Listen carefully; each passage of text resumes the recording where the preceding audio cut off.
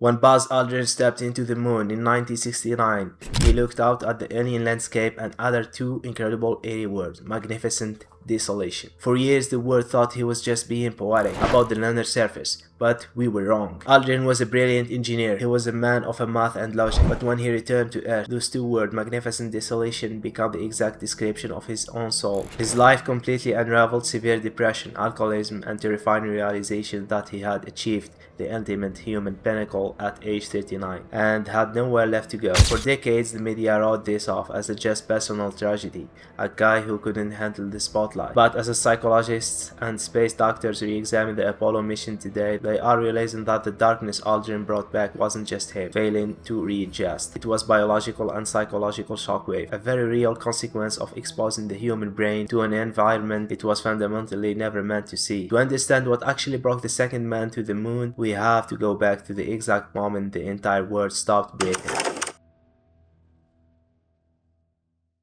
July 16, 1969. Three men strapped themselves onto the tip of a 36-story controlled explosion. The Saturn V remains the most powerful machine ever successfully launched by human hands. This wasn't just exploration. It was a calculated gamble with physics. 400,000 engineers built this vehicle, knowing that a single loose bolt or a fractured fuel line meant instantaneous incineration. Neil Armstrong, Michael Collins, and Buzz Aldrin sit in a capsule smaller than a minivan, waiting for the candle to light. When the engines fire, the acoustic energy alone is strong enough to kill an unprotected person standing at the base. The vibration isn't just felt, it blurs vision, it rattles teeth. But the violence of the launch is temporary. As they break Earth's orbit and drift toward the lunar sphere, the violence is replaced by something far more unnerving: absolute stillness. 76 hours later, they enter lunar orbit. When the Eagle separates for the landing, Armstrong and Aldrin are cut off from the rest of humanity. As they initiate the powered descent, the onboard guidance computer begins to scream. The 1202 alarm. The system is overloaded, too many tasks running simultaneously. They're hurtling toward a boulder-strewn surface at nearly 4,000 miles per hour, trusting a computer that is effectively crashing. Fuel is critical. They have 60 seconds, then 30. If the engine cuts out now, they impact the surface with the force of a meteorite. Back in Houston, flight controllers stop breathing. The telemetry is holding by a thread. With less than 25 seconds of fuel remaining, Armstrong finds a level patch of regolith. The engine cuts. Contact light. Houston, Tranquility Base here. The Eagle has landed. The world cheers. Champagne corks pop and mission control. But inside the module, the atmosphere is heavy. Aldrin looks out the window at a landscape that has not changed for 3 billion years. There is no wind, no color, no life. Just a horizon that feels impossibly close, and a sky that is an abyss of perfect black. Stepping onto the surface, Aldrin doesn't describe the view as beautiful. He radios two words back to Earth: magnificent desolation.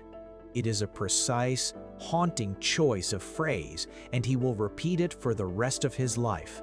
On Earth, even in the quietest desert, there is life bacteria, wind, the shifting of sand.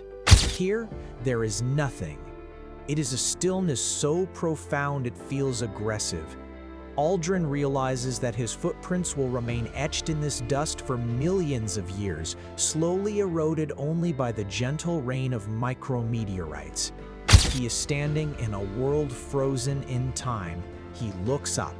Hanging in the void is Earth, a fragile blue marble containing every human being who has ever lived, every war ever fought, every song ever sung.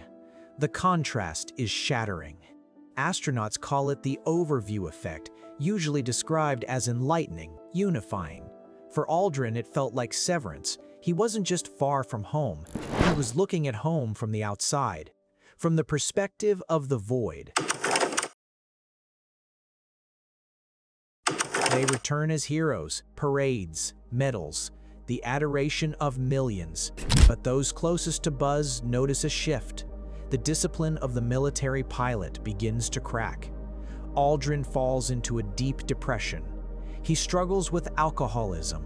His marriages fracture. In his memoir, he is unflinchingly honest about this period, describing the disorientation of returning to ordinary life. He later captures the feeling with a striking observation. It is difficult to handle the grocery store and the traffic light when you have just returned from the infinite. The silence of the moon had followed him home. He spent years trying to articulate a feeling he couldn't name, a sense that he had witnessed something his mind couldn't fully process. Not a mystery, not a conspiracy, something more fundamental, the sheer indifference of the cosmos.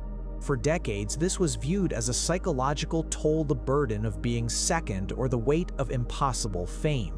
But modern planetary science is revealing that Aldrin's emotional response may have aligned with physical realities we didn't fully understand at the time. 50 years later, we are revisiting the Apollo data with modern analytical tools and finding surprises hidden in the old recordings. The first discovery comes from the seismometers the astronauts planted on the surface. On Earth, earthquake vibrations dissipate within minutes. Water and rock, a dense iron core, tectonic plates, these all absorb seismic energy quickly. But on the moon, when a spent rocket stage was deliberately crashed into the surface, the planetoid vibrated for over an hour. NASA engineers noted with surprise, the moon rang like a bell. This isn't evidence of a hollow interior, as some have speculated. The explanation is more nuanced. The lunar crust is extremely dry and fractured. Without water to dampen vibrations, without a dynamic interior to absorb energy, seismic waves bounce endlessly through the shattered rock. The moon doesn't ring because it's empty. It rings because it's dead. Then came the isotopic analysis, the geochemical fingerprints locked in lunar soil. Scientists expected the moon to be a captured asteroid or a twin planet formed alongside Earth. Instead, the chemical signature of lunar rock is nearly identical to Earth's mantle. The leading theory is now called the giant impact hypothesis. Roughly 4.5 billion years ago, a Mars-sized object, sometimes called Theia, collided with the infant Earth. The violence was unimaginable. Both worlds were shattered. The debris from that cataclysm coalesced in orbit to form the moon. This reframes everything. The moon is not a foreign visitor. It is a piece of Earth itself torn away in primordial violence, frozen in death, and suspended in our sky ever since. It is, in a very real sense, a fragment of our own world's violent past. Magnificent desolation. Perhaps Buzz Aldrin wasn't haunted by mystery. Perhaps he was the first human to feel the weight of deep time, to stand on the corpse of our planet's formation and look back at the living world. He saw the fragility of Earth contrasted against the eternal silence of a world that stopped changing billions of years ago, and he understood in his bones what the science would later confirm: we are not separate from the cosmos. And one day, like the moon, we too will fall silent. Aldrin's depression wasn't weakness, it was the cost of perspective. He glimpsed something most humans never will: our place in the void, small, temporary, and achingly alone. He left the moon, but the moon never left him. Aldrin's story reminds us that exploration isn't just about discovery. It's about confrontation with the universe and with ourselves. What would you feel standing where he stood?